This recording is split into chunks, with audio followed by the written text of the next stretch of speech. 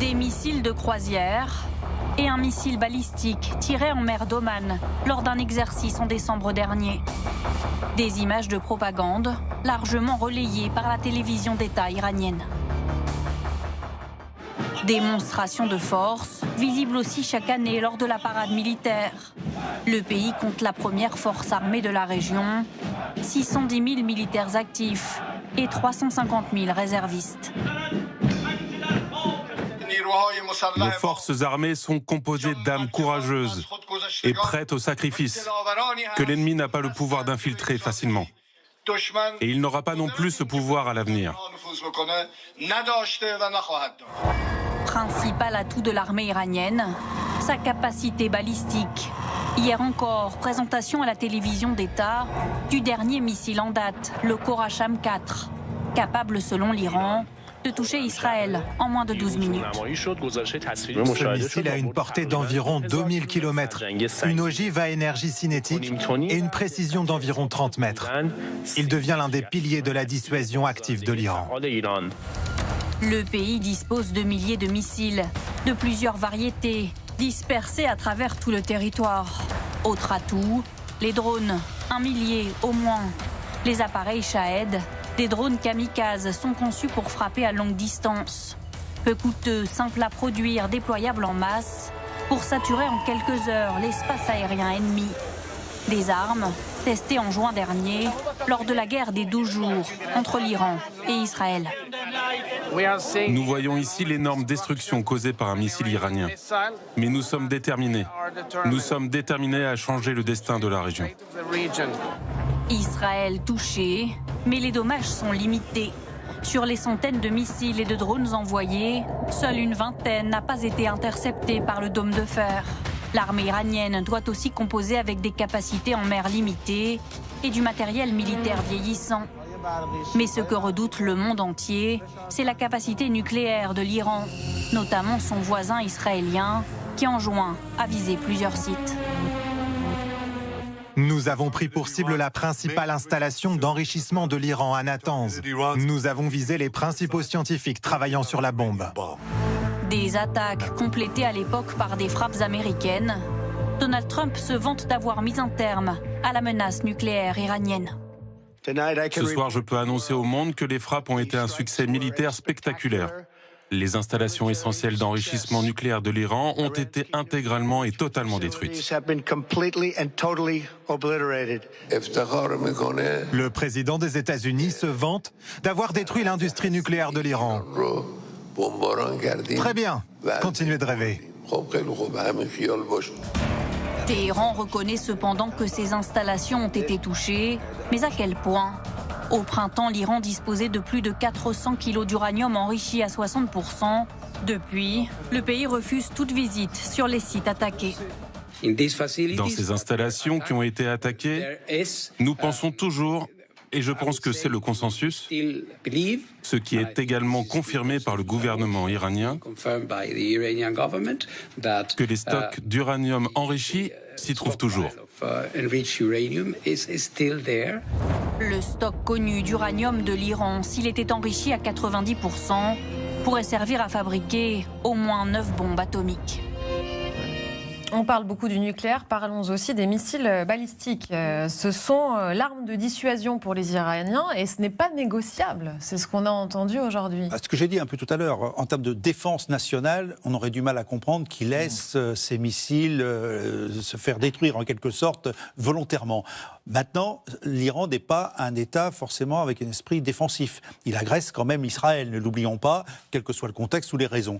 Donc, on est avec des missiles effectivement qui ont une capacité balistique, donc 2000 km, d'accord, dont très peu finalement ont réussi à passer le dôme de fer et le système Arrow, qui est quand même la défense de missiles. Là, vous parlez aussi du nouveau missile qu'on a vu, le Khorram Shah. Mais tous, je les mets dans le même sac, parce que bon, la problématique sera la même. Le but, il faut les arrêter. Et tout à l'heure, j'ai bien dit que la mise sur le champ de bataille des capacités américaines, c'est bien d'empêcher que ces missiles arrivent. La guerre des 12 jours s'est arrêtée. Pourquoi ? Parce qu'il n'y avait plus de missiles. On était, un quart du stock américain de défense antimissile a été consommé pendant cette bataille. Donc aujourd'hui, les stocks ont été rétablis, les commandes ont été repassées, on déploie des unités spécialisées. Le but, c'est que ces missiles ne frappent pas Israël ou les bases américaines, que ça ne devienne pas un objet de chantage. C'est pour ça que les rodomontades iraniennes me semblent un peu excessives et ne vont pas dans le sens de la paix et ni de la négociation. Ça n'empêchera pas quelques missiles de passer, oui, sans aucun doute. Mais c'est le coût normal d'une guerre s'il y avait un conflit. La question de Georges en Loire-Atlantique qui vous est adressée. Les Iraniens ont des missiles et des drones, ont-ils aussi des avions, des chars, des navires de guerre, etc. Alors pour les avions, c'est assez simple. C'est des avions qui ont plus de 50 ans, qui sont des vieux avions américains pour la plupart et quelques avions français, me semble-t-il, mais j'en suis pas sûr. Aujourd'hui, face à eux, c'est une flotte aérienne ultramoderne, israélienne, américaine, et je dirais même plus, les États du Golfe. Les États du Golfe, tout confondu, ont près de 600 avions de chasse de combat ultramodernes. Donc aujourd'hui, l'espace aérien est interdit complètement de ces pays, est interdit aux Iraniens, et en même temps, le leur est vulnérable. Les chars, c'est aussi des vieux chars, même s'il y a une industrie qui s'est mise en place, oui, mais alors, rappelons le budget de la défense de l'Iran, c'est 8 milliards de dollars. Israël, c'est 33.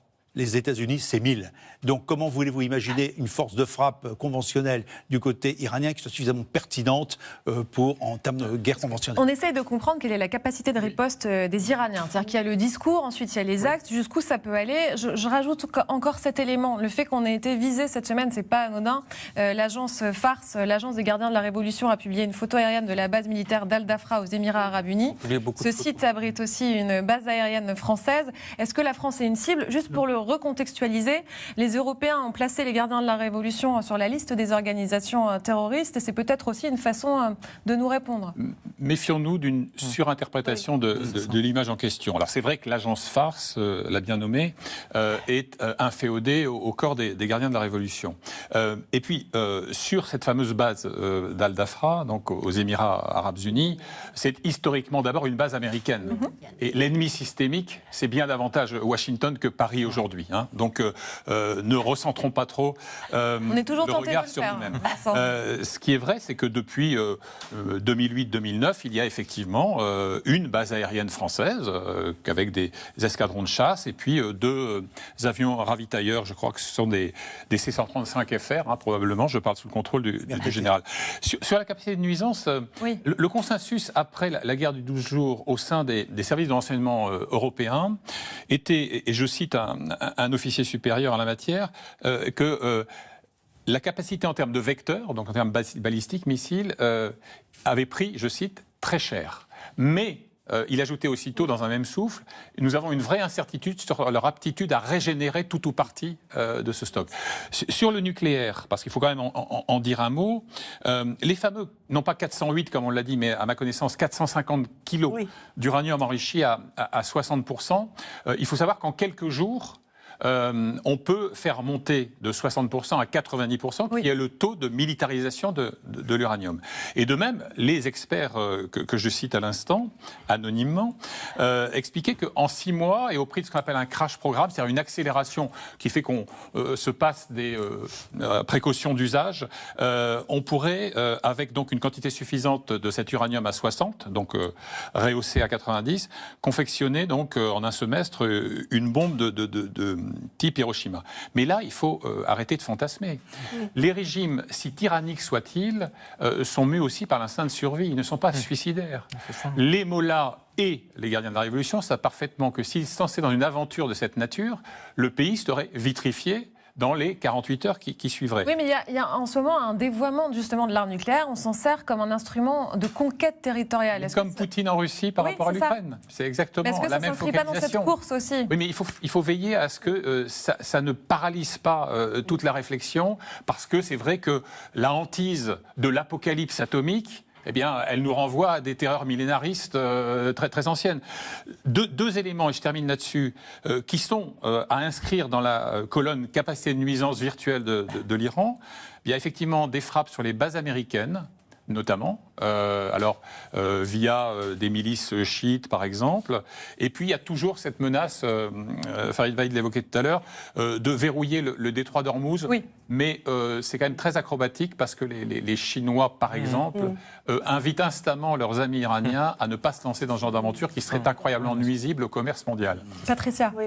Alors, pour revenir sur leur capacité de nuisance, je crois qu'il ne faut pas regarder, moi je crois que la vraie capacité de nuisance, c'est les missiles balistiques. Effectivement, effectivement, parce que les Israéliens et les Américains ne les ont pas détruits totalement. Même, il leur en resterait 1500 sur les 2000 qu'ils avaient. Et ils ont encore des lanceurs très enterrés profondément, ce qui est donc important. Donc, je ne reviendrai pas là-dessus. Mais ils ont aussi une capacité dans une guerre asymétrique. C'est-à-dire que ce n'est pas seulement la force de frappe, mais c'est aussi des vedettes qui se jettent sur des bateaux, c'est aussi des attentats suicides, c'est aussi des attentats en Irak par leurs milices qui leur sont totalement inféodées. Donc, ils ont une capacité, par cette guerre asymétrique, mais même cyber, de déstabiliser aussi la région. Donc, c'est bien là-dessus, c'est bien ça aussi qui inquiète les pays de la région. Mais parallèlement à cette réalité, à cette capacité de déstabilisation, je crois que nous sommes beaucoup trop, nous les Occidentaux, focalisés par le nucléaire. C'est comme si demain ils avaient la bombe, ils allaient nous la lancer dessus. Non. Parce qu'une fois qu'on a fabriqué la bombe, en plus, il faut le vecteur. Il faut le juif qui la transporte. Et alors ça, il faut 1 an et demi à 2 ans. Le Mossad s'en occupera en voilà. plus. Voilà. Donc il faut un certain temps, si vous voulez. Donc on est très loin de ça. Alors, je ne sais pas pourquoi nos services de renseignement, nos politiques ont été aussi focalisés sur cette menace, mais on avait la menace qui était bien plus grave, qui était la menace de tous les proxys. Et là, je suis entièrement d'accord parce qu'ils ont une capacité de déstabilisation dans toute la région qui était bien plus importante. Et puis la menace balistique, mais là je rejoins le général, la menace balistique, c'est aussi la survie de ce régime que tout le monde honnie et critique, mais comment empêcher un régime de se doter de sa capacité de se défendre ?